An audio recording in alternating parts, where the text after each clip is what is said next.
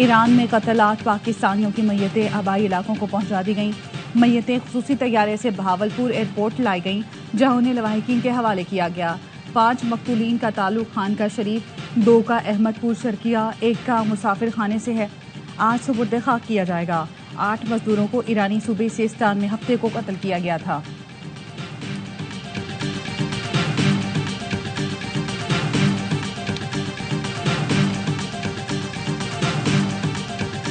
بلوچستان ہم سے کوئی نہیں چھین سکتا، 13 لاکھ بھارتی آرمی ہمارا کچھ نہیں بگاڑ سکی تو یہ مٹھی بھر دہشت گرد کیا کر لیں گے؟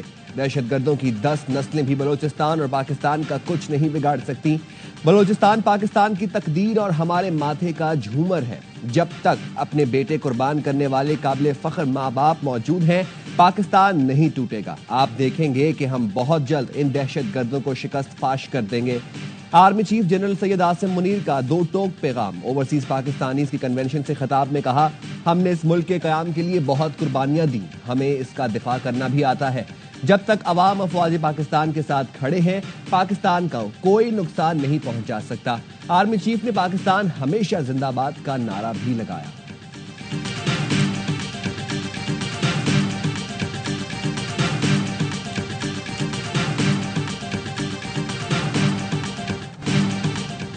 پاکستان کو ہارڈ سٹیٹ بنانا ہوگا۔ آرمی چیف نے ہارڈ سٹیٹ کا مطلب بھی سمجھا دیا۔ کہا، ایک ایسا ملک جس کے تمام ادارے، شعبے، تنظیمیں قانون کے مطابق کام کریں، پوری طرح فعال ہوں اور ہر چیز آئین کے مطابق ہو رہی ہو، وہ ہارڈ سٹیٹ ہے۔ آرمی چیف نے کہا، سیکیورٹی اداروں میں جو بغاوت کو ہوا دیتا ہے وہ پاکستان کا دشمن ہے۔ پاکستانی قوم اپنے شہداء کو نہایت عزت اور وقار کی نگاہ سے دیکھتی ہے۔ شہداء کی تحقیر کرنے والے بھی دشمن کا دوست اور پاکستان کا دشمن ہے۔ سوشل میڈیا سے متعلق بات کرتے ہوئے قرآن پاک کی آیت کا حوالہ دیا، کوئی فاسق تمہارے پاس خبر لائے تو تحقیق کر لیا کرو۔ اور سوشل میڈیا کیا کہتا ہے؟ فارورڈڈ ایز ریسیوڈ۔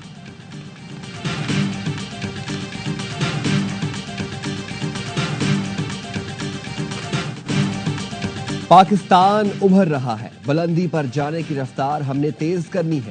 اقوام عالم میں پاکستان کو حقیقی مقام دلائیں گے۔ آرمی چیف کا اوورسیز پاکستانیوں سے پرجوش خطاب۔ سمندر پار پاکستانیوں کے کردار کو دل کھول کر سراہا۔ کہا، آپ صرف سفیر ہی نہیں بلکہ وہ روشنی ہے جو پورے اقوام عالم کو روشن کرتی ہے۔ برین ڈرین کا بیانیہ بنانے والے جان لیں کہ یہ برین ڈرین نہیں، برین گین ہے۔ آپ مختلف تہذیبوں میں رہتے ہیں لیکن آپ کا تعلق ایک شاندار نظریے اور کلچر سے ہے۔ آرمی چیف نے 2 قومی نظریے اور پاکستان کی کہانی نئی نسل کو بتانے کی اہمیت پر زور دیا۔ کہا، کشمیر پاکستان کی شہرک تھا، ہے اور رہے گا۔ پاکستانیوں کا دل ہمیشہ غزہ کے مسلمانوں کے ساتھ دھڑکتا ہے۔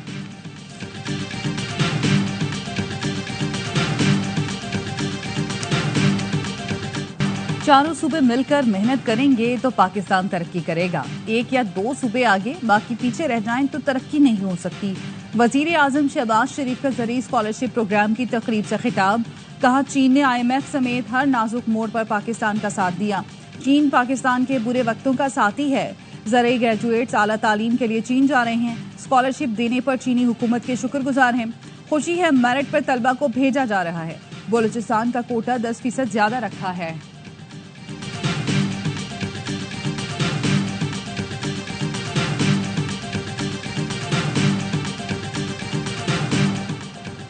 پاکستان میں ہائیبرڈ ماڈل ہے، ملک آگے لے جانے کے لیے سیاسی جماعتوں، اسٹیبلشمنٹ سب کی پارٹنرشپ ہے۔ وزیر دفاع خواجہ آصف کی گفتگو۔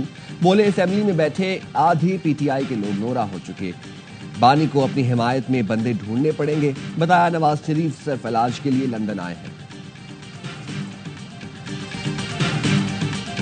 جس کا جو کریڈٹ ہے اس کو دیں۔ میں تو یہ کہہ رہا ہوں کہ سب کچھ ایکسپیکٹ کریں گے کہ فوج نے اور چیف نے کرنا ہے، تو پھر یہ جو نونحال جمہوریت ہے ایکسپائرڈ جنازوں کی، that include every one including my self, تو پھر اس کا کیا کام؟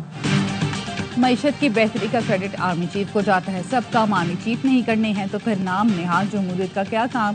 جو بھی پاکستان کی ترقی میں رکاوٹ بنے گا اسے راستے سے ہٹا دیا جائے گا۔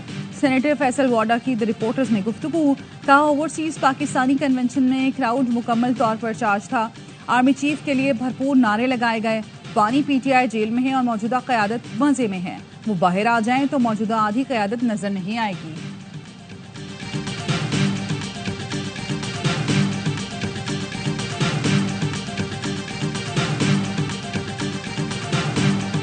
وقت صوبے میں بد امنی ہے. علماء کرام کو، سیاسی کارکنوں کو نشانہ بنایا جا رہا ہے. بہت سے علاقوں پر تو اب حکومت نافی بھی کوئی چیز نظر نہیں آ رہی. بلوچستان کی یہی صورتحال ہے، کوئی رٹ حکومت کی موجود نہیں ہے. کے پی میں بے امنی ہے، حکومت کی رٹ ختم ہو چکی. بلوچستان میں بھی حکومت کی رٹ ختم ہو چکی. لوگ مسلح گروہوں سے پریشان ہیں، کاروبار نہیں کر سکتے. مولانا فضل الرحمان کہتے ہیں پشاور میں 11 مئی کو ملین مارچ کیا جائے گا. 27 اپریل کو مینار پاکستان پر اسرائیل کے خلاف مارچ کا اعلان.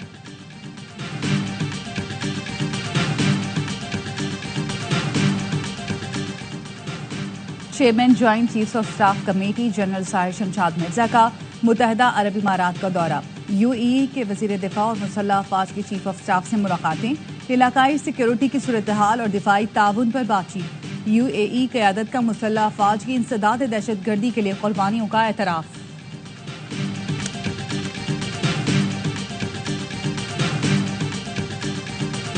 این اے 213 عمرکوٹ میں ضمنی الیکشن کے لیے پولنگ کا وقت شروع. پیپلز پارٹی کی سبا تالپور اور اپوزیشن جماعتوں کے امیدوار لال ملہی میں مقابلہ. سینئر صوبائی وزیر شرجیل میمن کہتے ہیں عمرکوٹ میں ایک بار پھر پیپلز پارٹی کا مقابلہ تمام جماعتوں کے اتحاد سے ہے. مذہبی اور قوم پرست جماعتیں بھی پی ٹی آئی امیدوار کی حمایت کر رہی ہیں. پیپلز پارٹی کو شکست دینا تمام جماعتوں کے اتحاد کا خواب ہے. پیپلز پارٹی ضمنی الیکشن انتخابات میں کامیاب ہوگی.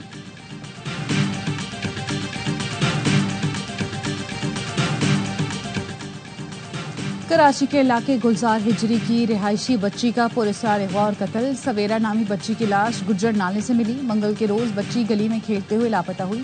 گمشدگی کی رپورٹ تھانہ سچل میں درج کرائی. سی سی ٹی وی فوٹیج سے پتہ چلا بچی کو ایک عورت اغوا کر کے لے گئی. بدھ کی شام پولیس نے اطلاع دی کہ بچی کی لاش نالے سے ملی ہے. اہل خانہ کا تھانہ گلزار ہجری کے سامنے بچی کی لاش رکھ کر احتجاج پولیس نے ختم کرایا.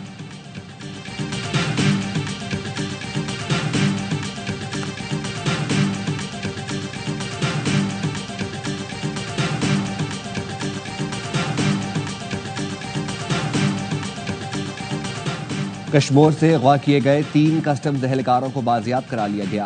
مغویوں کو 2 اپریل کو انڈس ہائی وے کسٹم چوکی سے اغوا کیا گیا تھا. رہائی پانے والوں میں انسپیکٹر سمیت 3 اہلکار شامل ہیں. روجھان میں پنجاب پولیس کا ڈاکوؤں کے خلاف گرینڈ آپریشن. عمرانی گینگ کے 2 ڈاکو مقابلے میں ہلاک، 2 شدید زخمی. ریکارڈ یافتہ ہلاک ملزمان پولیس کو کئی سال سے مطلوب تھے. ٹی پی او راجن پور کا کہنا ہے کچا جمال میں ایک جامع حکمت عملی کے تحت آپریشن کیا جا رہا ہے. آپریشن میں آصف نامی شہری کو بازیاب کرایا. پولیس نے ڈاکوؤں کی پناہ گاہوں کو آگ لگا دی.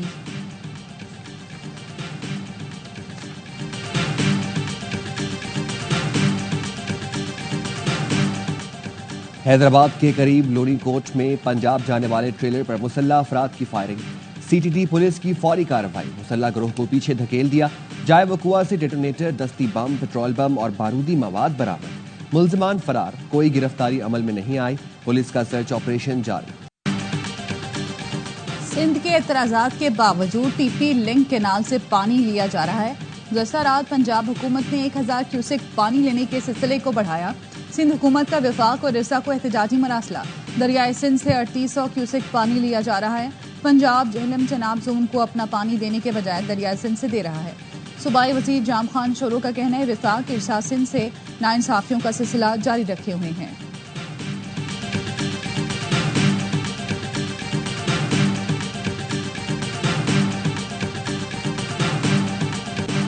پنجاب حکومت نے گندم کاشتکاروں کے لیے 15 ارب روپے کے پیکج کا اعلان کر دیا.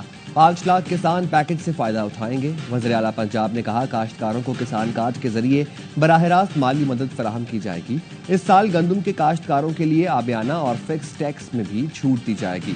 گندم کو موسمی اثرات سے بچانے کے لیے 4 ماہ کی مفت سٹوریج کی سہولت مہیا کی جائے گی.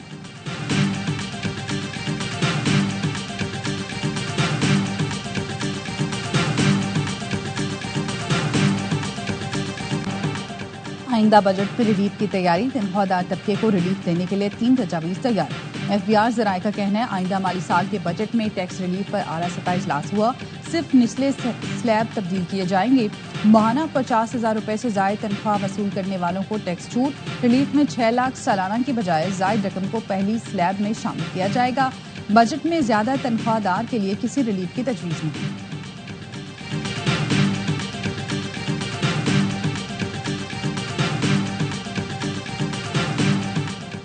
نشاط ہونڈائی پر گمراہ کن اشتہار پر 2.5 کروڑ روپے جرمانہ عائد۔ مسابقتی کمیشن کا کہنا ہے ہونڈائی نے ٹوسان گاڑی کی تعارفی قیمت صرف 24 گھنٹے میں بڑھا دی۔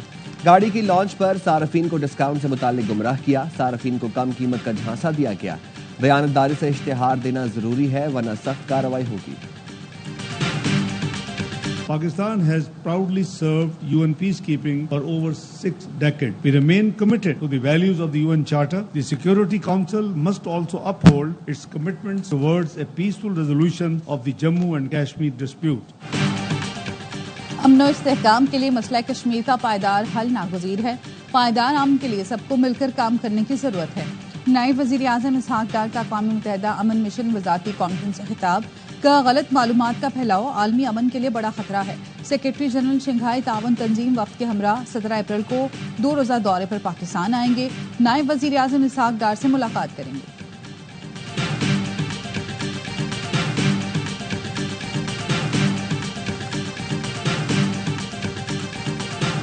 پاک چین تعلقات درست سمت میں تیزی سے بڑھ رہے ہیں۔ چین خود مختاری اور علاقائی سالمیت کے تحفظ میں پاکستان کی بھرپور حمایت کرے گا۔ چینی سفیر کا اسلام آباد میں تقریب سے خطاب، کہا سی پیک کے تحت 25 ارب ڈالر کی براہ راست سرمایہ کاری ہو چکی۔ صدر شی جن پنگ ہمسایہ ملکوں سے تعلقات کو بہت اہمیت دیتے ہیں، تمام پڑوسیوں کے ساتھ مل کر بہتر مستقبل کی تشکیل چاہتے ہیں۔